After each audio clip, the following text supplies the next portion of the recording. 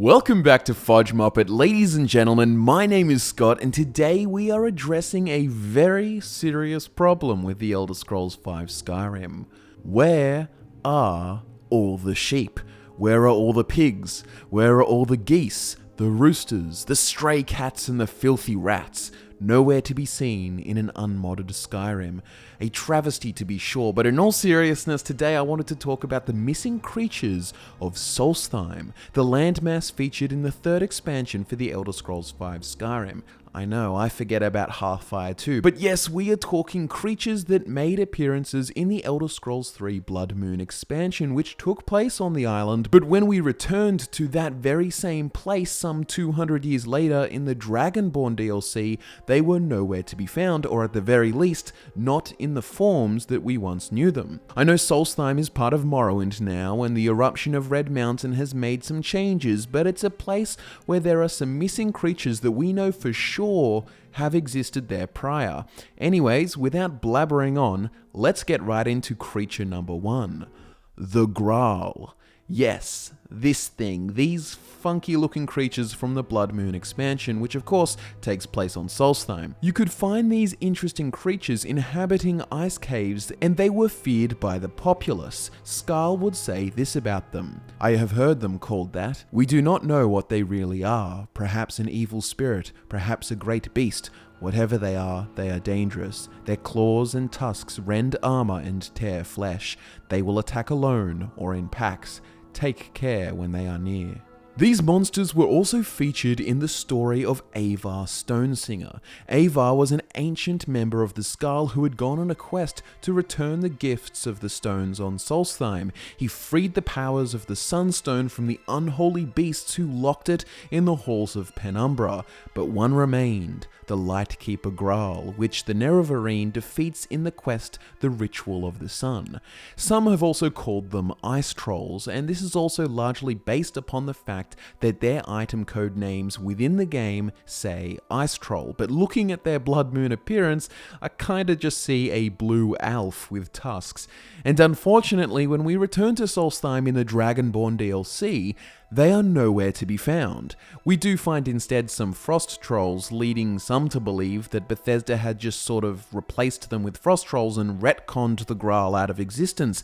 But if we look at the Elder Scrolls Legends card game, we actually have confirmation of the Graal's continued existence in the canon. The two cards, Angry Graal and Cave Graal, give us the oh so sweet knowledge that these creatures have not been retconned in the broader lore. They have also had a little bit of a facelift, looking more so related to trolls compared to their old spore creature-esque aesthetic. But thanks to the mod author OpusGlass, a recreation of these missing creatures can replace the frost trolls of Solstheim with these beautiful renditions of a Graal based upon the legend's depiction, which leaves you with a more immersive Solstheim experience that better reflects the established lore. Honestly, I can imagine most people, when playing the Blood Moon expansion pack back in the day, would have imagined Skyrim to feature more of the Solstheim-like creatures. More than anything, this could be said for the expansion's depiction of the Draaga. So creature number 2 is the Cannibalistic Draaga. The first time we experienced Draaga in the Elder Scrolls was on the island of Solstheim during the Blood Moon expansion. But the Draaga of this island were a very different kind to the ones we see in the Elder Scrolls V Skyrim. You see, the Draaga of Solstheim were not the same undead bound to serve the dragon cult for all eternity. As told by Korst Windeye, the shaman of the Skarl village, once they were warriors, much like the Skarl. Trapped and hungry on this island, they feasted on the flesh of their fallen comrades, which is a crime against nature. The Allmaker cursed them with undeath, forever doomed to walk the land in search of more of the flesh of man to consume. Now, obviously Skyrim built upon the lore since the times of Morrowind, and the Draaga of Skyrim are related to the ancient dragon cult, and so, by proxy, so were the Draaga found on Solstheim, and of course, new lore was created for the island relating giving it to the Dragon Cult, Mirak, and Varlock, and so on. However, it was kind of sad to see that Bethesda made a little bit of an unspoken retcon about them. One can always just sort of say the Skull only believe them to be cannibals cursed for their evil acts because it is part of their mythology, but what's interesting here is that Bethesda sort of does pay a little tribute to the old Draaga via a new Draaga enemy type called the hulking Draaga. If we have a closer look, we can see that he is wearing a necklace of human hands, and his skin is closer to the dark brown color of Blood Moon's Draaga, so their cannibalistic tendencies are kinda nodded to, but for all intents and purposes, it just seems to be a variant of the same Dragon Cult Draaga. Now, of course, you have to make concessions when trying to develop a new game, and they wanted to evolve the lore. However, another mod by OpusGlass, can you tell that I like his mods, introduces distinct Draaga for Solstheim. He reintroduces the glowing red eyes and gives all the Draaga here that darker brown skin so that they can look like beef jerky. What's cool is that this mod only makes this change to the island of Solstheim so that the Draaga on the mainland are the traditional Skyrim versions. This just makes the cannibal Draaga stand out so much more, and it makes it more consistent with previous entries in the Elder Scrolls series. It's a much needed addition in my opinion, and you can just sort of headcanon the idea that the Dragon Cult members on Solstheim were cannibalistic, which causes them, even in undeath, to hunger for human flesh. And while it was nice that they added the hulking Draaga, I think it was a missed opportunity to expand on and synthesize the old and new lore about the Draaga. Imagine you went to Solstheim and all the Draaga looked much more like the hulking ones, with red eyes, and they possessed more jewelry and ornaments made of human bones. And it could have been revealed that after the fall of the Dragon Cult on Solstheim, the living members, now suffering from a lack of trade and support of a greater Dragon Cult organization, they were forced to desperately turn to cannibalism and went mad for human flesh, hence reconciling the two ideas, and we have the Dragon Cult presence on Solstheim to satisfy the need for the dragon priests and such, but it also satisfies the idea that there were these particular cannibalistic Draaga which the Allmaker may have cursed. I just feel like they could have reconciled both versions of the Draaga very easily without sort of quietly ignoring the previously established lore. Now, the final of the missing creatures, which was kinda there but didn't look the same at all, we are talking about the Hawker, but not the more typical walrus looking ones we find in Skyrim. We are talking about these kinda creepy, more alien looking hawkers that possess this fleshy proboscis that is designed to help them catch various fish and crustaceans. Initially, when Skyrim released, if we look at comments made in the Skyrim's Collector's Edition art book, the commentary notes say, the hawkers in Skyrim more closely resemble a walrus than the seal-like bodies from Solstheim. The truth of it is that Nords call any sea mammal a hawker.